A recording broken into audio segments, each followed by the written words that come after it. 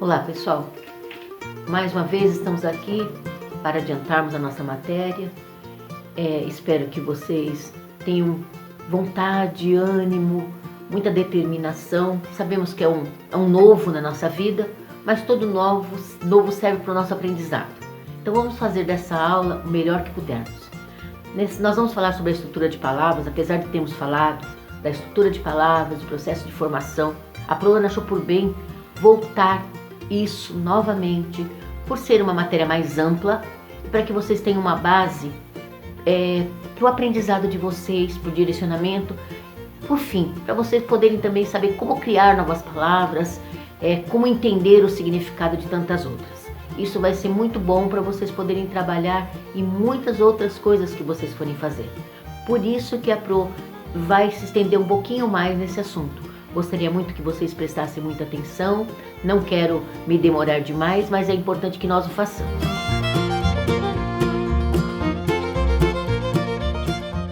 Então, quando falamos em estrutura de palavras, é o mesmo que disséssemos assim: quais as partes que compõem uma palavra?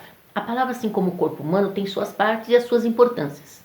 Então nós vamos falar das partes que compõem, partindo do pressuposto que cada parte tem a sua função específica, tá? Então nós vamos falar da parte que compõe uma palavra. Nós vamos falar das partes significativas, que são aquelas que são chamadas de morfemas, e vamos fazer a subdivisão dos morfemas, acentuando a cada um a sua importância, a cada parte a sua importância, qual a sua especificação, para que ela serve, onde ela vem, como reconhecê-la, para ficar mais simples para a gente entender esse processo. Assim como o corpo humano tem sua função e as partes do corpo humano trabalham juntas para que o resultado disso dê algo significativo, a palavra também, ela não está sozinha, tudo bem? É importante que nós vejamos isso. Essas unidades mínimas, chamadas morfemas, que têm caráter significativo, essa subdivisão que a Pro falou, então ela está dividida no radical, no tema, depois a segunda parte, que são os afixos e as desinências, e ainda a vogal temática, e uma terceira parte, que é a vogal de ligação ou a consoante de ligação. O que seriam essas partes? O radical, a parte mais significativa. O tema, ele é feito a partir da junção da vogal temática.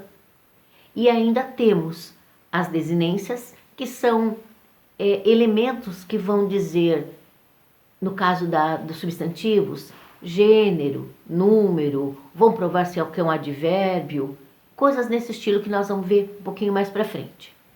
E a parte final que nós falamos, que são as consoantes de ligação, as vogais de ligação, são aquelas que vão servir para que nós possamos ter menos dificuldade para falar a palavra. Por exemplo, a cultura de café é chamada de cafeicultura. Então esse I é uma vogal de ligação, tá? Mas não, nesse momento para a gente não é de suma importância, mas nós precisamos saber que faz parte da palavra. No tocante à desinência, nós temos que saber que temos a desinência nominal e a desinência verbal. Então, quando nós falamos da desinência nominal, nós vamos ver que ela vai indicar a flexão de gênero, de número. A desinência verbal, ela já vai abordar o quê? Ela vai abordar o verbo, o seu tempo verbal, o seu modo verbal, a pessoa que está sendo conjugada e se é singular ou plural. Então, a desinência, ela tem tanto nominal quanto verbal. E às vezes fica uma interrogação, o que é desinência? Então é isso. Em relação à vogal temática, nós não temos como temos as nossas vogais A, E, I, O, U. Nós temos o A, o E e o I. Nos verbos, elas vão indicar a que conjugação o verbo pertence. E ela também vai ser usada nos substantivos. Então é importante que nós saibamos que a vogal temática, ela vai se ligar ao radical. E quando ela se liga ao radical, ela vai formar a outra parte da palavra, que é o tema. Então não precisamos mais detalhar o tema. O tema é a junção do radical mais a vogal temática. Tudo bem? Certinho? É essa parte de estrutura de palavras, de saber como a palavra se forma. Por exemplo, eu tenho a palavra casa, eu tenho a palavra casinha, eu tenho a palavra casarão, eu tenho a palavra caseiro, eu tenho a palavra casar, descasar. Então, todas essas palavras, essa estrutura que a Pro falou, É ela que vai dar base para que nós possamos entender o que vem depois. Porque o que vem depois disso precisa dessa base. Se nós não soubermos as partes que compõem uma palavra, se nós não soubermos definir o que é cada uma, reconhecer cada uma, nós podemos cometer erros na hora do processo de formação.